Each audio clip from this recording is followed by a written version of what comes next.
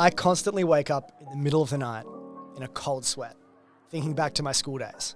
Not just because I was a chubby little kitten that didn't know how to dress, I don't know what this is, but it's kind of hot.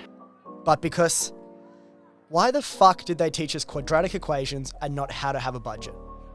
I got so annoyed by this that I've come up with my own Moneycat's Pyramid of Majesty about financial literacy. And I'm going to take you through that today. Now, before we get to that, every like, subscribe, and comment helps grow the channel and helps you bring more videos together. So if you get a sec, make sure you smash that like button like you smashed. Yeah, boy. So, I love pyramids. I like Egyptian pyramids, I like food pyramids. I like Moneycat's Majestic Pyramid of Financial Literacy. I don't like pyramid schemes though, I don't like them. But most pyramids I very much like. So I'm going to take you through this pyramid. This pyramid has 5 tiers, and once you accomplish all the tiers, you're set. So, let's walk through these tiers. Tier 1, a budget. So if you want to have a whole bunch of spare cash, you're going to pay off your credit card, or you want to have a whole bunch of shit, you want to go nuts on ASOS, you need to figure out your budget first. Nothing financial can work until you've got a budget in place. Now I know, as soon as you've heard me say the word budget, you're freaking out, you don't want to do it, you hate spreadsheets, you just want to open your credit card and pay the minimum every month. We're not doing that anymore here. We're getting this organized. So let's talk about building a budget. I'm going to do a whole video on how to build a budget, but I just want to touch on it here because it's super important. Now, the reason you need to do a budget is so you know how much spare money you actually have every month. Most people I know, when they do financial management, they just hope there's cash in their bank account all the time. And that's the whole strategy. And that works when you're like 16 or 18, your mum will give you $50 when you run out of money, but that doesn't work now that we're grown-ups. I can't have my catnip supply interrupted just because I was lazy and didn't think about the expenses coming out every month. So, what do we do to do a budget? Super quick and dirty one. You have to do a bit of work though. You gotta open your internet banking. You gotta open Excel. I know. The only thing you need to know in Excel is the sum if formula. You don't need anything else. So, open up Excel. Put in how much money at the top you earn in a month. Let's say it's $4,000. Then, add up all of the expenses you've had from the last month and put them in like basic categories like eating out, mobile phone, internet, car, credit card.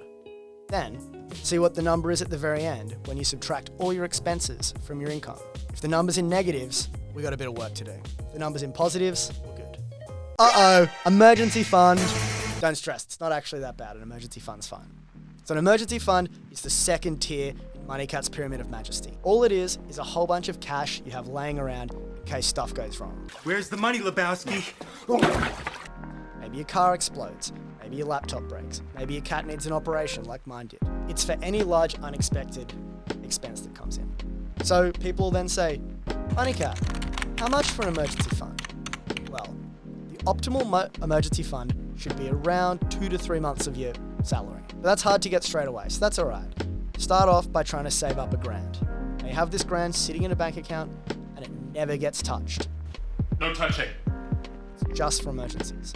It's always there regardless of what happened. Then, you're not stressed out if something goes wrong. You're not stressed out if COVID locks your town down for another month or anything. You can use that emergency fund for that. Debt. Let's talk about this, millennials. We're all indebted. How do we fix this?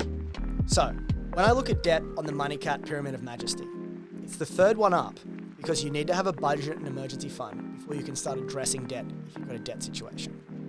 So we're going to bust out Excel again and do a little bit of work. No. You need to go through your statements and figure out how much debt you have. So this could be a credit card, car loan. I'm not including Afterpay in this one, but there's some debate over that. Personal loans, anything like that. Add them up and figure out how much your repayments are every month. We need to sort this out. If you're paying like $2,000 a month in credit card interest, that's going to stop you from doing other stuff, so we need to figure out how to fix it. Now, there's some debate as to whether you should have an emergency fund or just have a credit card you can use for that. To be honest, you can do either, but I prefer to have cash sitting there in case society absolutely collapses and you've just got to raid the ATM to buy some tin beans or something. Nice. Once you've gone through and made a list of all the debts you have, whether they're credit cards, personal loans, or mortgage, figure out which one has the highest interest rate. And pretty much guarantee you it's going to be credit cards because they always do. It's like 20%.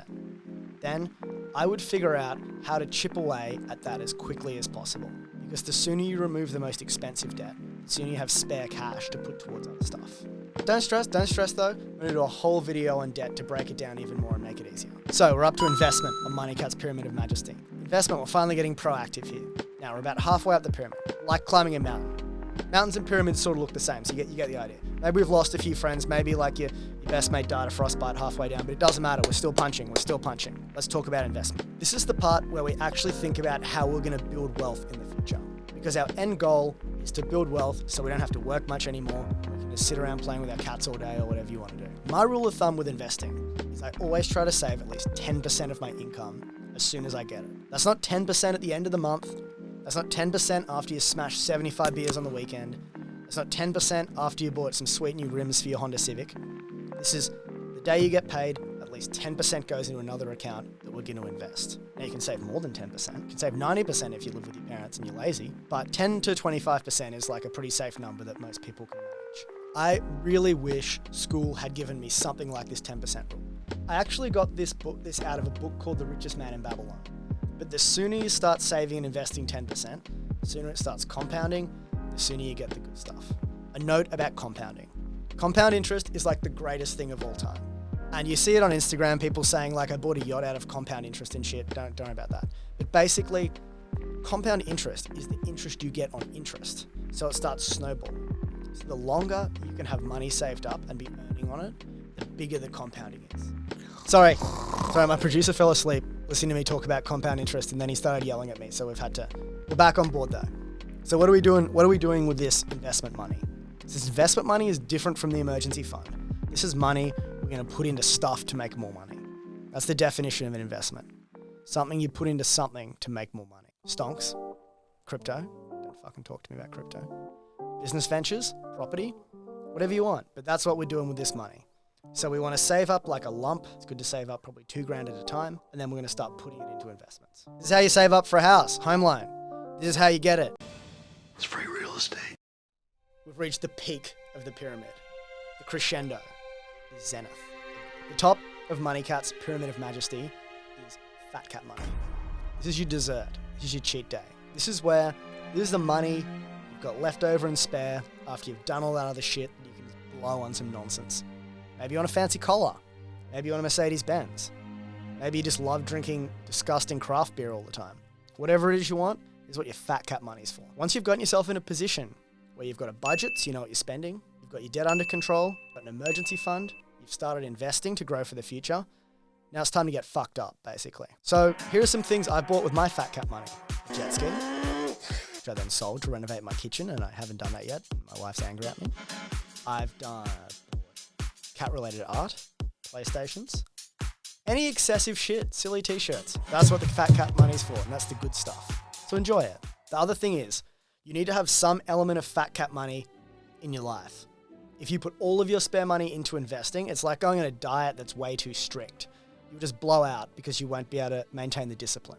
So you need to have a bit of play money to keep life interesting, or you're either a fucking robot, or you're going to fall off the bandwagon, get all your money out of your investment fund and spend it on cocaine, and then you're going to be right back where you started. Which if you want to do that, cool. But I'm not going to tell you to do that in this video because I will get demonetized. Sorry, my producer just told me we're not actually monetized. This is making no money.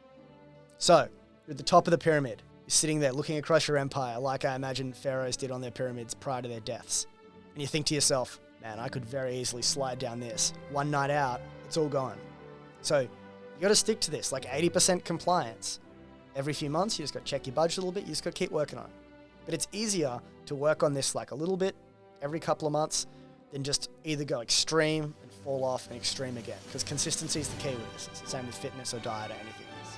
When you think about this pyramid, think about it in your dreams. Dream about it. Dream about me in the bed talking to you about money. Naked.